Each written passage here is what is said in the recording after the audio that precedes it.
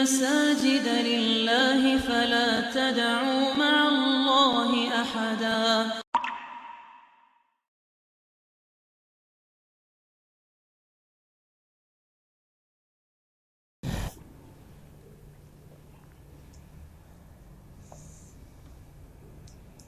Assalamualaikum warahmatullahi wabarakatuh.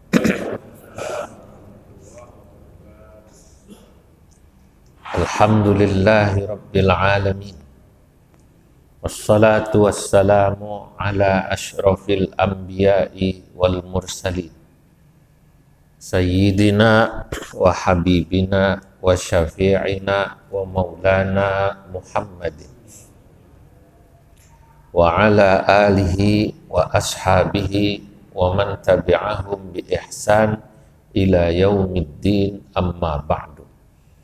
Hadratal muhtaramin, para alim ulama, para asatidzah, tokoh dan pemuka masyarakat, wabil khusus Bapak Ustadz Haji Abdus Somad, pengurus masjid, Bapak RW, ketua masjid, sesepuh-sesepuh, jamaah, Bapak Ibu yang hadir, insya Allah semuanya dicatat dalam deretan ahli surganya Allah. Pada malam yang mubarak ini, alhamdulillah kita dapat berkumpul untuk taklim rutin seperti biasanya setiap hari Ahad malam Senin, kajian tafsir Al-Quran. Saudara-saudara, taklim kita insyaallah sampai pada ayat ke berapa ya? 46 ya. Kemarin 45, sekarang 46. Di sini saya udah 48 ya. 48 ya Bu ya? Baik. Sekarang 46 ya sekarang ya? Ya, ya. Bismillahirrahmanirrahim. Wa qaffayna ala atharihim bi'Isa ibn Maryam musaddiqan lima bayna yadayhi minat Taurah wa atainahu al-Injila fihi hudan wa nurun wa musaddiqan lima bayna yadayhi minat Taurah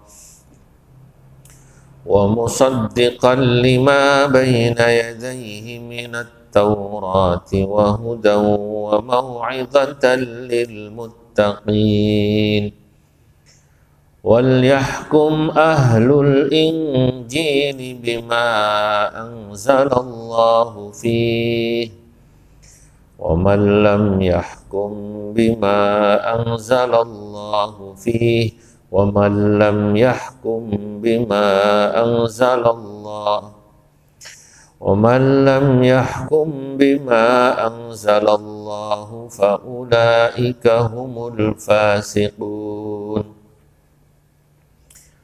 وَقَفَّيْنَا, dan kami, qaffayna mengikutkan atau menjadikan, ala atharihim, di belakang atau sesudah nabi-nabi Bani Israel, bi'Isa bin Maryam, dengan mengutus Nabi Isa bin Maryam.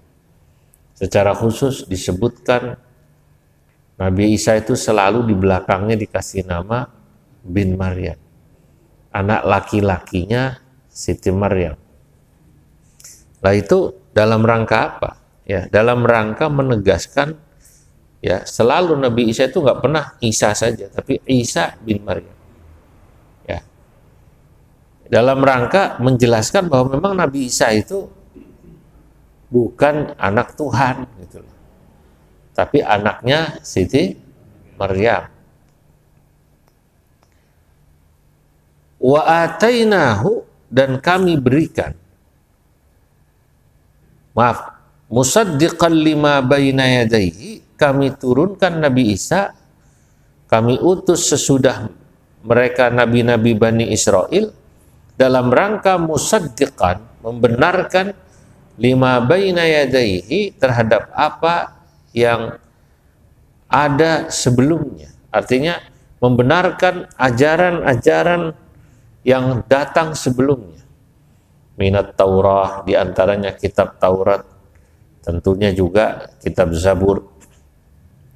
Wa atainahul injila, dan kami berikan kepada Nabi Isa al-injila, kitab Injil, fihi, yang di dalam kitab Injil, hudan wa nur, terdapat petunjuk, wa nurun, dan terdapat nur, cahaya. Ya, jadi sama, kitab Taurat juga sama, kitab Injil sama, Al-Quran sama. Nah, ini menarik ya. Hudan itu selalu diulang. Ya, termasuk Quran. Hudan itu katanya para ulama tafsir mengartikannya ya hukum-hukum syariat. Setiap nabi itu memang diberikan namanya taklif, hukum-hukum syariat, ya sholat, ya puasa, sama. Dari zaman Nabi Musa sampai Nabi Muhammad SAW sama. Cuma hanya beberapa detil cara sholatnya mungkin berbeda. Termasuk berapa rokaatnya, termasuk berapa waktunya, termasuk dalam sebagian riwayat ya yang paling lengkap itu ya tata cara sholat ya umatnya Nabi Muhammad, pakai ruku, pakai sujud. Kadang-kadang ada yang hanya berdiri saja, jadi mirip kayak sholat jenazah gitu kan. Nah, tapi kalau Quran ini ada ruku, ada sujud, itu paling lengkap lah. Nah, ini musaddiqan lima baina yadayhi.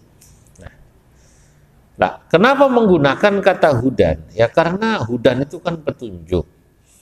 Nah, di sini menunjukkan bahwa annal injila, bahwasanya kitab Injil itu ya dulu dalalatan zahiratan, adalah salah satu kitab yang menunjukkan secara jelas ala nubuwwati Muhammadin sallallahu alaihi wasallam, atas kenabian Nabi Muhammad sallallahu alaihi wasallam, paling jelas. Ya walaupun sebenarnya di kitab Taurat juga ada. Cuman ibarat sebuah petunjuk gitu. Petunjuknya disebut misalnya cuman kelahiran Mekah gitu, misalnya gitu. Terus kemudian lama-lama lebih jelas. Ada hijrah ke Madinah, misalnya gitu ya. Terus lebih jelas, tapi bahwa Nabi Muhammad SAW itu sudah disebutkan dalam kitab Taurat dan Injil itu ya ada. Itu kan di dalam Maulid Tiba kan ada Ka'ab bin Nahbar menceritakan, allamani bit Taurata illa sifran wahida, kata Ka'ab bin Nahbar. Ya. Falamma mata bi fatahtuhu fa idza fi nabiyyun yakhruju akhiraz zaman mauliduhu bi Makkah wa hijratuhu bil Madinah wa sultanuhu bisyam. Kata Ka'ab bin Nahbar, Ka'ab bin Nahbar itu ustadznya Yahudi. Ya. Dia ngaji kitab Taurat, diajarin bapaknya semuanya illa sifran wahidan, kecuali kalau bahasa kita satu bab dilewat sama bapaknya. Gak pernah diajarin, satu bab dilewati. Orang kalau dilarang biasanya penasaran kan gitu, kenapa sih nggak boleh kan gitu kan, kenapa sih nggak boleh.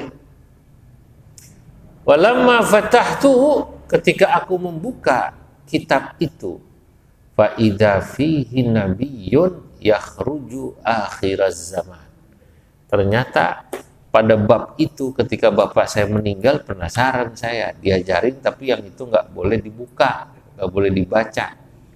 Nah, ternyata ada penjelasan Nabiyun, akan datangnya seorang nabi, yakhruju akhiraz zaman. Tapi di situ tidak disebutkan namanya. mulai disebutkan namanya di kitab Injil. Wah, begitu loh. Cuman apa namanya Ahmad. Ya, Ahmad Muhammad itu satu akar kata. Ahmad itu adalah af'al tafdil. Jadi orang yang ketika memuji paling sempurna, bukan diambil dari apa namanya fi'il madi saya memuji, bukan. Ahmad itu apa namanya af'al tafdil, di mana Nabi itu kalau memuji Allah itu memujinya paling sempurna, paling memujilah kira-kira gitu, pujiannya itu paling sempurna. Itu kata para ulama yang ngaji kitab, yang belajar bahasa Arab, itu kenapa disebut Ahmad. Tapi juga disebut Muhammad, orang yang paling dipuji. Nabi paling dipuji karena memang kalau memuji paling bagus, gitu loh, kira-kira gitu. Orang hidup itu begitu, Pak. Orang hidup itu kita akan mukram, dimuliakan Allah dan dimuliakan manusia, manakala kita mukrim, memuliakan manusia. Orang yang memuliakan manusia, dia pasti dimuliakan manusia. Orang yang ketika memuji bagus, dia pasti akan dipuji orang. Itu. Di orang cuman begitu doang. Dia muhsan, orang selalu berbuat baik pada dia karena dia paling berbuat baik sama orang. Itulah itu. Makanya orang kalau pengen orang baik sama dia tapi dia tidak berbuat baik pada orang, susah. Nah, tadi disebut hudan wa nur, dan apa tadi? Cahaya ya. Wa nur ya. Terus apa kali berikutnya? Wa musaddiqan, dan juga kata Allah, kami turunkan kitab Injil itu ya kepada Nabi Isa, wa musaddiqan, dan juga dalam rangka membenarkan lima baina yadaihi minat Taurah, terhadap apa yang datang terlebih dahulu dari kitab Taurat, dan sesungguhnya dalam ayat lain dan juga pada ayat sesudahnya. Wa hudan wa mau'izatan lil muttaqin, dan juga kitab Injil itu akan menjadi mau'izah, nasihat lil muttaqin, bagi orang yang takwa. Nah,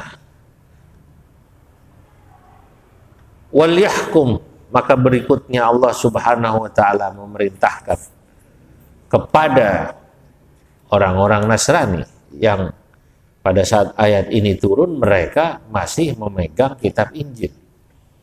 Wal yahkum, maka hendaknya menghukumilah ahlul Injili, wahai mereka yang memiliki kitab Injil, bima anzalallah. Maknanya ay liya'malan nasara bil ahkam allati anzalahallahu fi. Hendaknya orang-orang Nasrani itu mereka memakai kitab Injil sebagai dasar hukum mereka. Ya. Kalau benar-benar, otomatis nanti dia akan iman kepada Nabi Muhammad Sallallahu Alaihi Wasallam. Sebab kalau kita mengimani satu kitab suci itu nggak bisa dipilih-pilih. Yang ini kita pakai nih, ini nggak enak, ini lewatin aja. Nah, itu namanya orang milih-milih gitu. Ya, saenae wudele dewe, leda-lede saenae wudele dewe. Nah, waman lam yahkum bima anzalallah, dan barang siapa kata Allah yang mereka berhukum dengan apa yang tidak sesuai yang Allah turunkan, faulaika, maka mereka itu humul fasiqun, adalah orang-orang yang fasik. Nah, saudara-saudara, di sini Allah mengulang 3 kali. Pertama, Allah menyebut adz-dzalimun, bukan adz-dzalimun. Wa man lam yahkum bima anzalallah, pertama faulaika humul kafirun. Kedua adz-dzalimun, baru ketiga al-fasikun. Nah, ini apakah kafirun, dzalimun, fasikun itu hal hiya wahidah, apakah ya kata orang kulon eta kene, au muta'addidah, atau memang berbeda. Ja'ala ba'duhum, sebagian ulama mengatakan wa man lam yahkum bima anzalallahu faulaika humul kafirun faulaika humul zalimun faulaika humul fasikun wa sifatun limausufin wahidah, yaitu beberapa sifat, ya kafir, ya zalim, ya fasik, tapi untuk seseorang yang satu. Ayat ini menurut sahabat Ibnu Abbas konteksnya buat orang Yahudi dan Nasrani, karena memang turunnya buat mereka. Nah, tapi ayat ini kemudian digunakan oleh salah seorang, ya boleh dikatakan ilmuwan cendekiawan Muslim, yang membuat geger ya dunia, karena pengikutnya kemudian menjadikan ayat ini dengan tafsiran yang bersangkutan untuk jadikan dalil boleh membunuh sesama muslim ketika tidak melaksanakan hukum Allah, karena mereka dianggap kafirun, zalimun, fasikun, dan kemudian dianggap taghut. Dan ini yang terkenal, ya, penafsirnya adalah yang dari Mesir, siapa namanya? Penulis tafsir fi Dilalil Quran, siapa? Coba. Pernah dengar? Siapa penulis tafsir fi Dilalil Quran?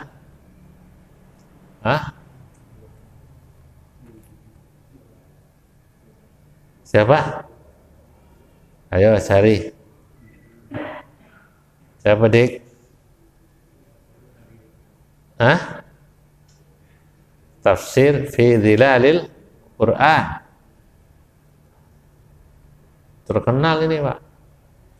Yang kemudian dijadikan ya dasar oleh orang-orang Ikhwanul Muslimin untuk dengan mudah menganggap orang yang tidak menjalankan hukum Quran sebagai ya orang yang halal darahnya. Sayyid Qutb, siapa namanya? Sayyid Qutb. Kalau yang nulis Fiqh Sunnah baru Sayyid Sabiq. Lah ini akhirnya kemudian terjadilah di beberapa negara paham ini kemudian diikuti. Di Indonesia para pengikut-pengikutnya ya ada. Kemudian itu menganggap polisi, pak hakim, pemerintah lah, taghut. Sebutnya apa namanya? Taghut, lalu halal darahnya. Dalilnya tadi, wa man lam yahkum bima anzalallah faulaika humul kafirun faulaika humul zalimun faulaika humul fasiqun. Padahal ya konteksnya harus dipahami. Nah, di Indonesia itu ya pertama ya kita tak bisa mengatakan ini negara Islam. Kalau negara Islam itu mungkin. Negara Islam dia harus menjadikan ya semua yang ada dalam Quran hadis dasar hukum, kan begitu kan? Kayak di Pakistan saya tahu itu. Nah, negara Islam mereka. Di Pakistan Nasrani, bukan Nasrani, non Muslim sangat sedikit. Dan itu ya Kunduz, orang Hindu sedikit sekali, hanya 2% kurang, 0,1%, sangat sedikit. Ya maka kuat posisinya. Nah kalau di Indonesia tak bisa. Nah atau ya orang bisa dikatakan kafir, zalim, fasik itu kalau mengingkari. Ini kan konteksnya dalam konteks Indonesia, selain memang negeri kita bukan negara Islam, juga sesungguhnya orang Indonesia tidak mengingkari Al-Quran. Hanya kemudian pada pengamalannya itu ya tidak menggunakan bahasa yang saklek Quran hadis, karena memang menggunakan bahasa undang-undang, tapi kemudian diadopsi. Karena para ulama mengatakan kalau kita memaksakan hukum Islam itu diundang-undangkan dalam bentuk undang-undang negara, itu akan membuat hukum Islam menjadi semakin sempit, kecil. Ya, istilahnya formalisasi syariah, kalau bahasa orang-orang sekolahan itu, kalau syariah itu diformalisasi semua, sholat dibikinin undang-undangnya, yang nggak sholat begini, kan begitu kan? Puasa dibikinin undang-undangnya, kalau yang nggak puasa dikurung sebulan misalnya gitu. Semualah begitu, maka justru akan membuat sempit, ya kan, akan diatur semua. Padahal kan yang namanya syariat pada prinsipnya adalah yang penting masyarakat dia mengerjakan syariat tidak dilarang. Di Indonesia ini apa ada orang sholat dilarang? Kan enggak. Di Indonesia ini apa ada orang puasa Ramadan dilarang? Enggak. Haji dilarang? Enggak. Ya. Malah dalam konteks haji ada dirjen khusus namanya Dirjen Haji dan Umroh. Dibuatkan dirjen ya karena memang ini urusannya banyak kaitan. Kaitannya mungkin dengan ntar hubungan dengan luar negeri kan gitu kan, maka dibuatkan dirjen. Kalau ntar semua minta dibuatkan itu ya ribet juga, urusan teknis semua diatur, dibahas. Dirjen sholat dan puasa, malah ruwet gitu, malah apa namanya ruwet benar. Kalau dibuatkan gitu negara kan harus mengeluarkan biaya Pak, harus mengeluarkan apa namanya biaya otomatis kan. Ketika dibuatkan satu direktorat khusus kan ada pegawainya, kan ada anggarannya. Dirjen sholat dan puasa kerjaannya sosialisasi sholat itu wajib. Misalnya gitu, misalnya. Kan gitu kan, ngatur segala macam sampai teknis. Selawatan nggak boleh lebih dari sekian persen. Kemarin baru ngatur adzannya rame. Apa namanya? Rame nggak kira-kira? Katanya lu atur, nggak usah diatur gitu. Nanti selawatan diatur. Kalau di Jakarta nggak boleh pakai selawatan Sunda. Kalau di Sunda nggak boleh pakai selawatan Jawa. Wah ribet amat. Justru karena tidak diatur itu kemudian membuat orang beribadah dengan apa luas, karena akan semakin mengecilkan. Sama kayak sebuah organisasi gitu. Untuk mengetahui bahwa NU jumlahnya berapa gitu, harus kemudian orang baru dikatakan NU kalau punya kartanu gitu, kartu tanda Nahdlatul Ulama. Kalau dia dikatakan Muhammadiyah harus punya kartamus, ya justru akan mengecilkan. Justru ketika ditanya berapa anggotanya, pokoknya banyak, 100 sekian puluh juta, NU itu kan sekitar 125 juta. Ya. Kenapa? Apa semuanya ada anggotanya? Kalau dibikin anggota malah susah. Cukuplah dilihat kira-kira amaliyahnya, itulah NU secara umum. Ya, karena memang kalau orang dikasih kartu anggota itu kan dia harus tahu manfaatnya apa, saya punya kartu itu kan gitu kan. Nah, kalau punya kartu itu misalnya begitu dia punya, nanti kalau sakit dapat kamar gitu kan. Kalau anaknya kuliah dia dapat kampus khusus nggak apa-apa. Apalagi kalau punya kartamu udah begitu punya, maka otomatis dijamin masuk surga tanpa hisab. Nah, itu baru keren itu. Nah, ya kalau mungkin level pengurus, ya level pengurus harus ada pengurus, ada kaderisasinya itu ya. Nah ini tentang ayat ini Pak. Nah jadi kalau nanti bapak-bapak pernah dengar pakai bahasa yang gampang di kampung, kok ada orang Islam bisa ngebunuh sesama muslim, itu ya pasti karena yang bersangkutan salah memahami ya ayat yang ada dalam Al-Quran penjelasannya ya, karena dia kurang paham itu penjelasannya, dan biasanya pasti di belakangnya ada unsur politik, ada unsur apa namanya politik. Kalau udah politik masuk itu orang itu bisa bunuh-bunuhan, orang bisa bunuh-bunuhan. Saudara-saudara, ini ayat dari 44 sampai 47 sesungguhnya menjelaskan bahwa kitab Taurat yang asli, kitab Injil yang asli nih adalah hudan wa nur. Dia adalah petunjuk. Kalau yang asli. Lah, bagaimana yang sekarang? Kita tidak berani mengatakan itu asli. Karena dari isinya sudah banyak yang satu sama lain ya saling bertentangan. Karena dalam Al-Quran untuk mengukur satu kitab suci sebelumnya itu asli, itu pasti akan sama gitu. Misalnya dalam konsep tauhid. Karena sesungguhnya para nabi itu kan diutus dari zaman Nabi Adam sampai zaman Nabi Muhammad. Itu semua mengajarkan tauhid. Lah begitu misalnya ada satu kitab suci diklaim itu Injil, tapi di situ mengatakan Isa adalah Tuhan, anak Tuhan, udah pasti nggak asli, gitu. Udah gampang, udah pasti apa namanya? Nggak asli. Karena penjelasannya tidak sesuai. Ya, logika bahwa itu kitab suci, kitab samawi tidak masuk di situ. Tidak masuk dengan la ilaha illallah. Konsep tauhidnya tidak ada. Apalagi misalnya dalam kitab itu tidak disebutkan tentang kenabian nabi sesudahnya dan sebelumnya.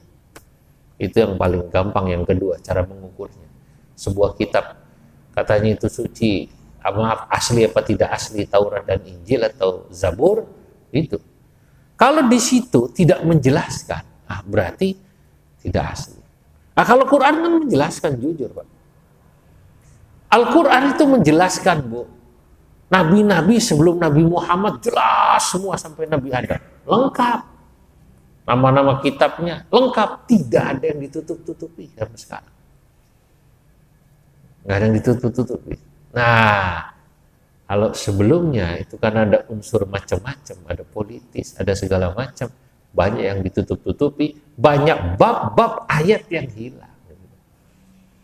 Nah, kalau Qurannya utuh 30 juz, insya Allah ini dijamin keasliannya dari mulai zaman Nabi Muhammad SAW sampai nanti, dijamin nih keasliannya. Yang mungkin nanti akan terjadi perbedaan adalah cara penafsiran, gitu loh. Apa namanya cara penafsiran? Contoh yang tadi saya sebut adalah bagaimana Sayyid Qutb dalam tafsirnya yang kemudian dalam tanda kutip menggegerkan. Saya kebetulan tidak punya kitabnya, tapi itu ramai dibahas oleh para ulama, ya, bahwa yang bersangkutan itu ya menganggap siapapun orang yang tidak berhukum dengan hukum Allah, dihukumilah tadi kafirun, zalimun, fasikun, yang kemudian ujung-ujungnya dia menjadi halal darahnya. Itu yang bahaya. Kalau sudah gampang menghalalkan darah sesama muslim, itu bahaya. Itu kenapa tafsir tersebut di beberapa negara dilarang. Salah satunya di Arab Saudi. Saya dulu pernah mau nyari tafsir itu. Penasaran pada bagaimana yang bersangkutan ingin menafsirkan ayat ini. Ya. Wah, kata yang dagang, la mamnu ya akhi. Kalau saya jual tafsir ini saya gini. Kata toko kitab itu. Ya karena itu bisa menimbulkan apa namanya? Ya, terutama bagi orang-orang tertentu. Ya. Dan kadang-kadang susah juga ya, kayak gitu kadang orang pintar juga bisa begitu.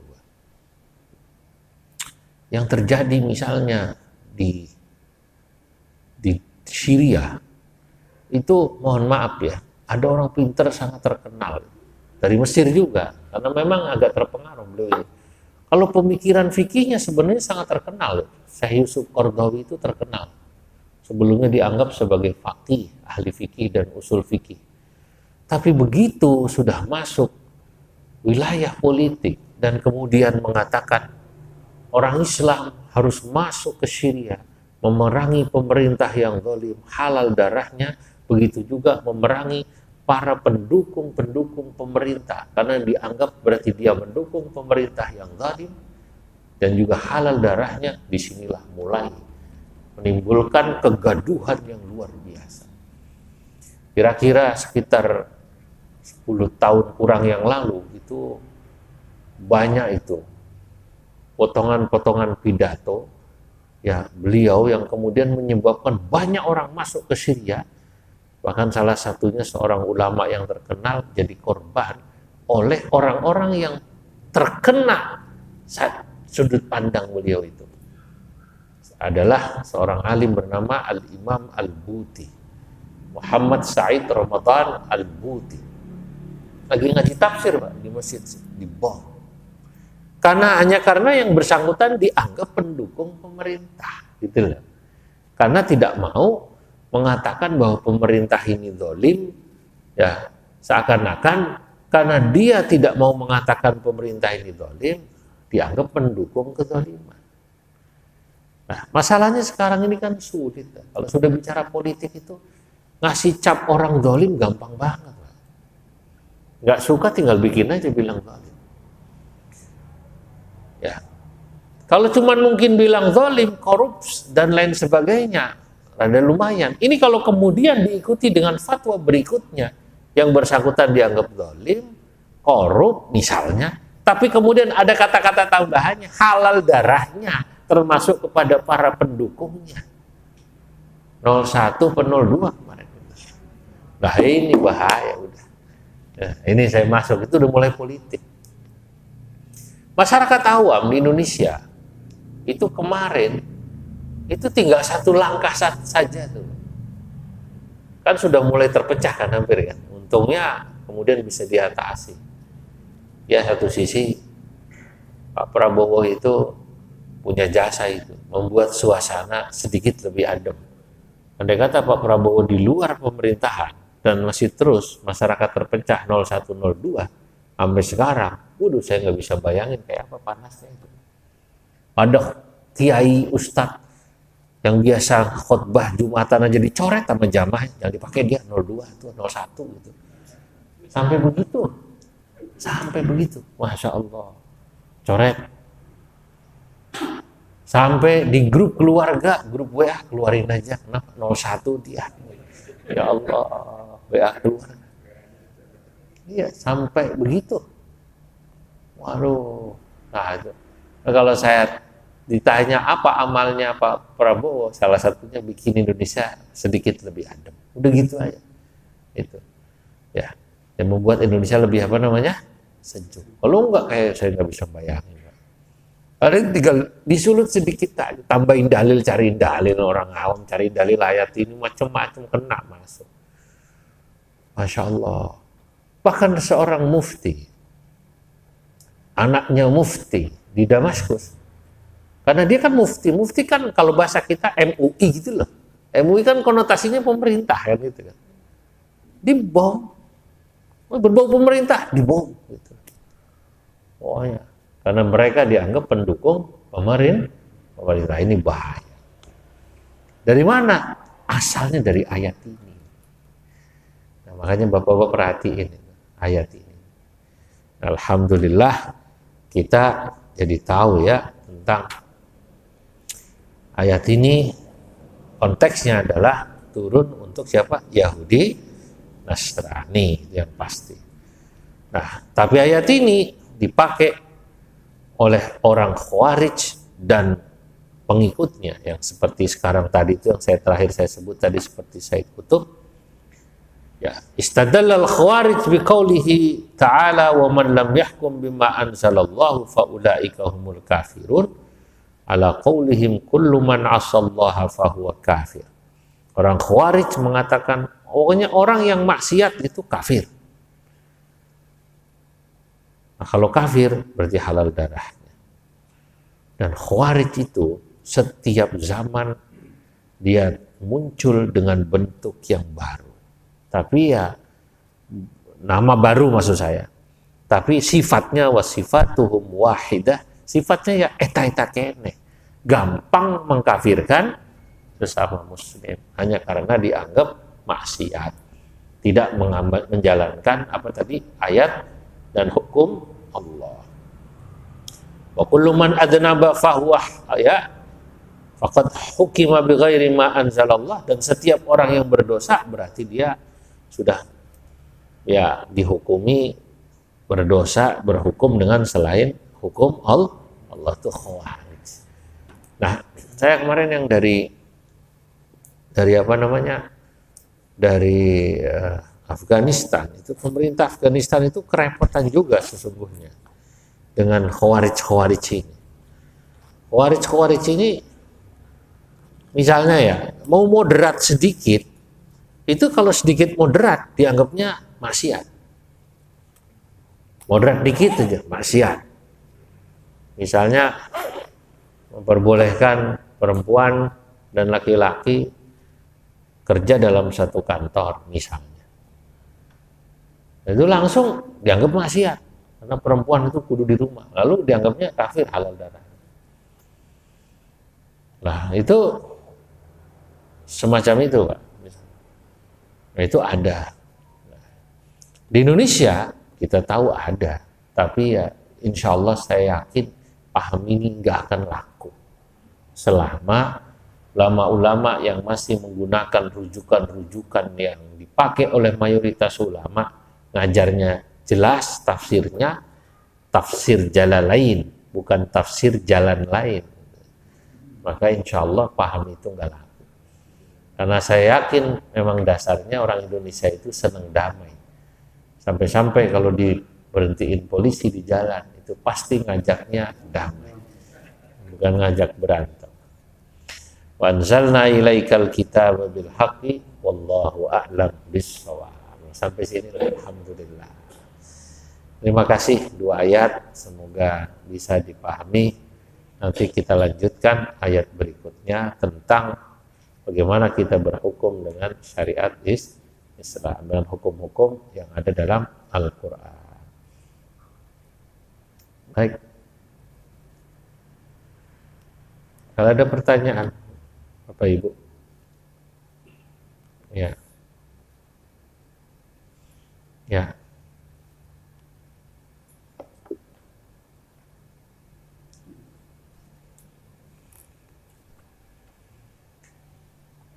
Bismillahirrahmanirrahim. Allahumma salli wa sallim ala Sayyidina Muhammad fil awwalin wal akhirin wa barik wa radiyallahu tabaraka ta'ala sadatina ashabi Rasulillah ajma'in. Alhamdulillahi rabbil alamin, hamdan yuwafi ni'amahu wa yukafi mazidah. Rabbana lakal hamdu kama yanbaghi li jalalika al-karim wa 'azimi sultanik. Allahumma arzuqna al-ikhlas wal istiqamah wa hubballah hubba man nahabbah. Waghfir lana wa liwalidina warhamhuma kama rabbayana shaghira. Wa sallallahu ala sayyidina Muhammad wa ala alihi wa sahbihi wa sallam. Walhamdulillah rabbil alamin. Assalamualaikum warahmatullahi wabarakatuh. وأن المساجد لله فلا تدعوا مع الله أحدا